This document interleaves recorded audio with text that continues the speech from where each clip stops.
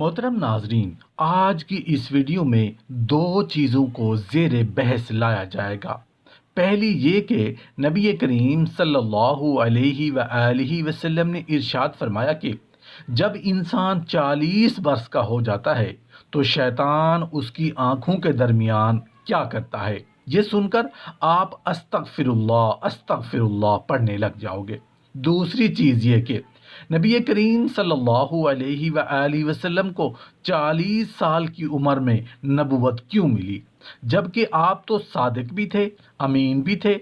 आपको तो ये नबुवत 30 साल में भी मिल सकती थी, 35 साल में भी मिल सकती थी, 50 साल में भी मिल सकती थी, लेकिन 40 साल को क्यों चुना गया? इसमें क्या हिकमतें और क्या राज पोशीदा हैं? मोहतरम नाजरीन, इंसान की ज़िंदगी कोई सीधी लकीर नहीं बल्कि एक गहरा पुरमानी सफ़र है जिसे रब्बे कायनात ने नहायत हिकमत और तरतीब के साथ मरहलावार तश्कील दिया है। अगर वो ज़रा ठहर कर अपनी इब्तदा और इंतहा पर गौर करे तो उसके अंदर आजिज़ी खुद ब खुद उतरने लगती है। इस पूरी दास्तान की इब्तदा तुराब यानी मट्टी से होती है, वही मट्टी जो पांव तले रौंदी जाती है, रब के हुक्म से नबात बन जाती है, सब्ज़ा बनती है, ग़िज़ा में बदलती है और फिर ये ग़िज़ा खून में तब्दील होकर इंसान के वजूद की बुनियाद रखती है। यही खून आगे चलकर नुतफ़ा बनता है और यूं एक नया सफ़र रहम मादर में दाखिल हो जाता है। रहम के अंधेरे में वो नुतफ़ा पहले आला बनता है यानी जमा हुआ खून, फिर वही आला का मुज़ग़ा में ढल जाता है, ऐसा गोश्त जो चबाए हुए लोथड़े से मुशाबे होता है।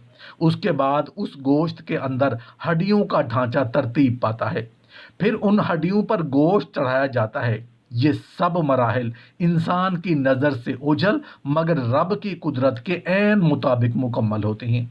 फिर वो लम्हा आता है जब अल्लाह ताला उस बेजान कालिब में रूह फूंक देता है, और यही वो लम्हा है जब एक मादी ढांचा एक जिंदा वजूद बन जाता है। माँ के पेट में ये मराहिल मुकम्मल होने के बाद उसे जनीन कहा जाता है, और दुनिया में आने के बाद वो वलीद कहलाता है। दूध पीने लगे तो रज़ी, और जब ठोस ग़िज़ा अख्तियार करे तो फ़तीम कहलाता है। वक्त आगे बढ़ता है तो वही वजूद खेल कूद की उम्र में सभी बनता है, शौखियों में ग़ुलाम कहलाता है, दाढ़ी के आसार नमूदार हों तो मराहिक, और फिर शरई बलूगत के साथ बालिग हो जाता है। उसके बाद जवानी की शिद्दत में वो शाब कहलाता है, और जब संजीदगी और वकार गालिब आ जाएं तो रजुल का मकाम पाता है।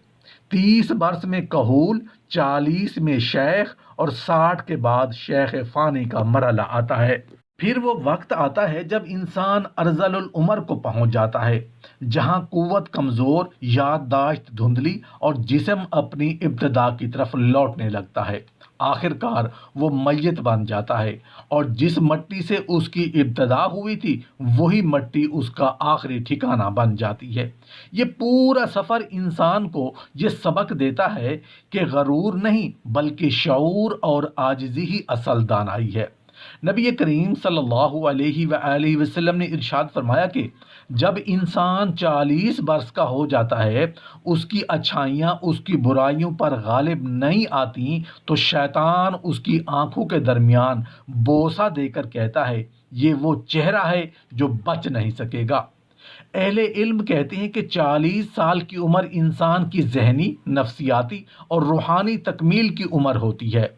इससे पहले इंसान में जोश गालिब होता है और उसके बाद कमज़ोरी बढ़ने लगती है। 40 साल वो नुक्ता है जहां अकल, तजर्बा, हिल्म और इस्तकामत एक तवाज़ुन में आ जाते हैं। कुरान ने भी उसी उम्र को बलूग़ अशद यानी मुकम्मल कुव्वत के बाद का मरहला कहा है। यहाँ तक कि जब वो अपनी पूरी कुव्वत को पहुंचा और 40 साल का हो गया। ये आयत हमें बताती है कि 40 साल महज उम्र नहीं बल्कि कमारे शऊर की अलामत है। नबी करीम सल्लल्लाहु अलैहि वसल्लम की ज़िंदगी पर नज़र डालें तो हमें मालूम होता है कि 40 साल तक आप सल्लल्लाहु अलैहि वसल्लम मक्का के मुआशरे को हर जाविये से देखा। तिजारत, ख़ानदानी निज़ाम, कबायली सियासत, जुल्म, अखलाकी इन्हतात اور انسانی نفسیات۔ اگر نبوت 30 یا 35 سال میں مل جاتی تو مخالفین یہ کہہ سکتے تھے کہ یہ جوانی کا جوش ہے، یہ انقلابی خیال ہے یا ذاتی خواہش ہے، مگر 40 سال کی عمر میں یہ اعتراض خود بخود ختم ہو گیا، کیونکہ یہ عمر پختگی، سنجیدگی اور استحکام کی علامت سمجھی جاتی ہے۔ ایک بڑی حکمت یہ بھی ہے کہ نبی کریم صلی اللہ علیہ وآلہ وسلم کی سابقہ زندگی نبوت کی دلیل بن گئی۔ آپ صلی اللہ علیہ وآلہ وسلم نے 40 سال اسی قوم میں گزارے اور کسی نے آپ پر جھوٹ، خیانت یا فریب کا الزام نہیں لگایا۔ قرآن نے اسی حقیقت کی طرف اشارہ کرتے ہوئے فرمایا، میں اس سے پہلے تم میں ایک عمر گزار چکا ہوں، کیا تم عقل سے کام نہیں لیتے؟ گویا اللہ تعالیٰ فرما رہے ہیں، جس شخص کو تم نے زندگی بھر سچا پایا اور اب اچانک اللہ پر جھوٹ کیسے باندھ سکتا ہے؟ اہل سیرت یہ بھی بیان کرتے ہیں کہ نبوت سے پہلے نبی کریم صلی اللہ علیہ وآلہ وسلم کو تنہائی محبوب ہو گئی تھی۔ آپ غار حرا میں خلوت اختیار فرماتے تھے۔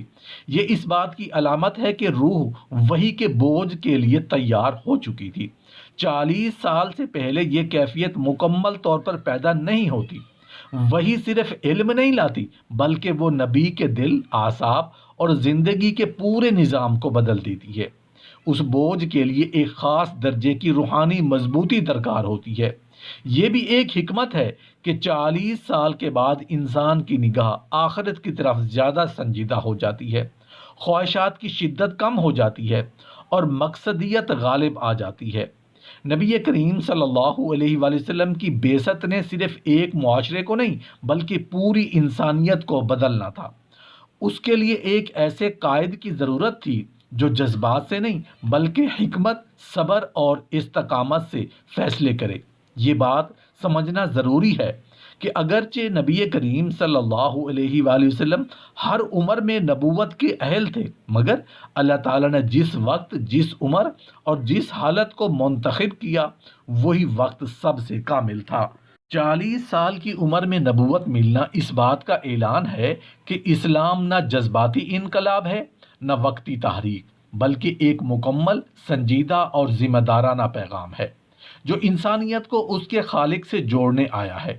یہی وہ راز ہے جو 40 سال کی عمر کو نبوت کے لیے منتخب کرنے میں پوشیدہ ہے۔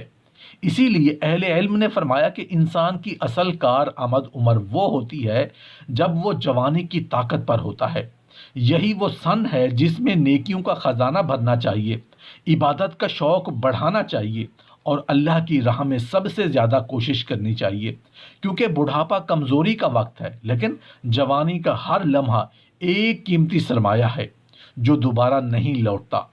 محترم ناظرین، انسانی زندگی کے تمام ادوار میں اگر کوئی عمر سب سے زیادہ فیصلہ کن ہے تو وہ جوانی ہے۔ یہی وہ مرحلہ ہے جہاں انسان کے اندر طاقت بھی ہوتی ہے، خواہش بھی، موقع بھی اور انتخاب کی آزادی بھی۔ جوانی وہ موڑ ہے جہاں انسان یا تو اپنے مستقل کی بنیاد مضبوط کر لیتا ہے یا پھر اپنی ہی قوت کے بوجھ تلے دبنا شروع ہو جاتا ہے۔ اسی لیے قرآن و سنت میں جوانی کو محض ایک عمر نہیں بلکہ امتحان کے طور پر پیش کیا گیا ہے۔ نبی کریم صلی اللہ علیہ وآلہ وسلم نے فرمایا کہ قیامت کے دن انسان سے جن سوالات کے بارے میں پوچھا جائے گا ان میں ایک سوال یہ بھی ہوگا، اس نے اپنی جوانی کس چیز میں گزاری؟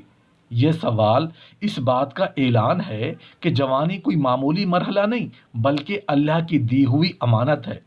جوانی میں انسان کے قدم تیز ہوتے ہیں، ارادے مضبوط ہوتے ہیں اور خواب بڑے ہوتے ہیں، مگر یہی وہ عمر ہے جہاں نفس سب سے زیادہ آواز دیتا ہے۔ اسی لیے نبی کریم صلی اللہ علیہ وآلہ وسلم نے 7 خوش نصیب لوگوں کا ذکر فرمایا جنہیں قیامت کے دن عرش کا سایہ نصیب ہوگا، اور ان میں ایک وہ نوجوان ہے جس نے اپنی جوانی اللہ کی عبادت میں گزاری۔ یہاں غور کیجئے، نبی کریم صلی اللہ علیہ وآلہ وسلم نے بوڑھا عابد نہیں فرمایا بلکہ نوجوان عابد کو نمایاں کیا، کیونکہ جوانی میں اطاعت کرنا فطرت کے خلاف جا کر رب کو چننے کے مترادف ہے۔ یہی وہ عمل ہے جو اللہ کے ہاں غیر معمولی بن جاتا ہے۔ قرآن کریم بھی جوانی کے اس نازک مرحلے کی طرف مختلف انداز میں توجہ دلاتا ہے۔ حضرت یوسف علیہ السلام کا قصہ دراصل جوانی کے امتحان کی سب سے بڑی مثال ہے۔ قرآن کہتا ہے کہ وہ ایسے وقت میں آزمائے گئے جب جوانی اپنی پوری شدت پر تھی، مگر انہوں نے کہا معاذ اللہ۔ یہ ایک جملہ جوانی کے پورے فلسفے کو سمیٹ لیتا ہے کہ اصل طاقت خواہش کو دبانے میں ہے، نہ کہ اس کے پیچھے بہنے میں۔ پھر وقت آگے بڑھتا ہے اور جوانی آہستہ آہستہ اپنے عروج سے اترنے لگتی ہے۔ یہی وہ مقام ہے جہاں انسان ایک نئے مرحلے میں داخل ہوتا ہے، اور وہ مرحلہ ہے 40 سال کی عمر۔ قرآن مجید نے اس عمر کو خاص طور پر نشان زد کیا ہے، جو اس بات کا ثبوت ہے کہ یہ عام عمر نہیں۔